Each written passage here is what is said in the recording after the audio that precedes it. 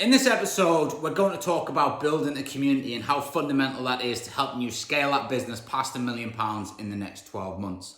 As always, this episode is sponsored by Ep5 and the Luke Stays Academy. If you haven't checked them out yet, head over there. Links in the description and my bio. Now, scaling your business is tough. You're gonna need a fan base, you're gonna need a community, you're gonna need leads.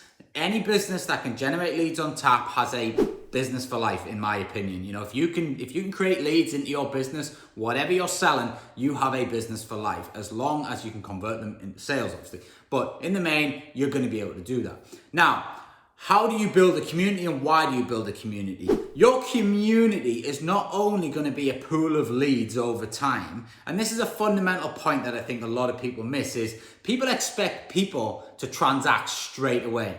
So people expect a lead to come in from, a Facebook ad or a Google ad or even just an organic post, and they don't convert them, so they don't follow them up and they just let them go, and they get a bit demotivated because they're like, oh, well, that's not working.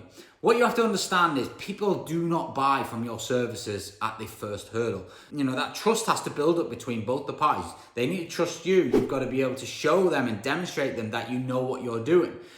That trust will then turn into a sale. And as I always say to the sales team, is everybody buys eventually. It could be next week. It could be on the first call. It could be 2 years from now, 5 years from now, 10 years from now. It does not matter. If you have a service and an offering and you continue to fuel your community with those trust signals of what you're doing, how you do it, how you help people, what problems you solve, and you build that community up by giving just loads of value out there without expecting anything back, then eventually when that particular person within that community is good and ready, they will reach out and say, can you help me now, please? I've got this problem to solve. They may not have a problem when you're actually reaching out. So in my industry, for example, we might offer, say, rent guarantee. So our ideal avatar is a landlord who has just been stitched up by a tenant. They've either trashed their property or they've not paid any rent for a while. They've had to go to court for a possession order.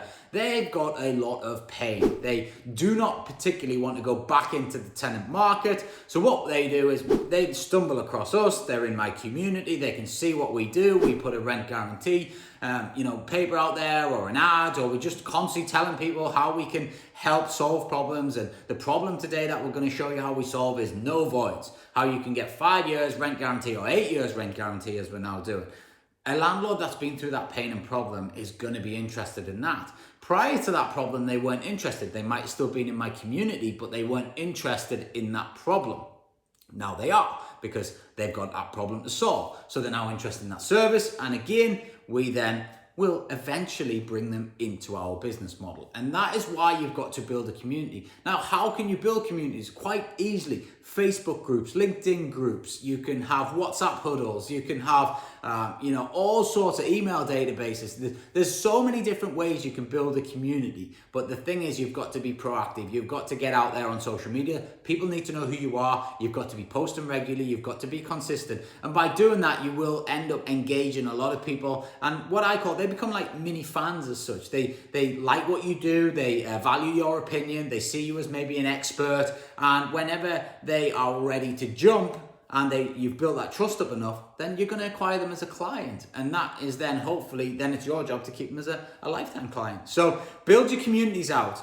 Start thinking how you can do it. The problem is, most Facebook groups grow very, very slowly. I have a community which is specific to the short-term rentals. If you haven't joined already, link in the bio. That is now at about 6,000 at the time of delivering this episode. And I've been building that for probably 3 years solid now. Constant content in there. The first few years, there was hardly any people in there, but I constantly delivered the content. The feed was just pretty much me posting. There was very little engagement, but over time I stuck with it, and now it's starting to become a really good group. We're getting more members each and every day. The engagement's getting better. We're doing offline and online events. It's becoming a great community, and a lot of those people are starting to filter into my business in the various different services. They're now becoming clients because I stuck with it. I didn't give up when I only went from 0 to 100 members in maybe 4 months. I stuck with it every day and got consistent. And that is the key fundamental if you are going to start building these tribes and building these communities, which you have to, by the way, if you want a constant lead flow.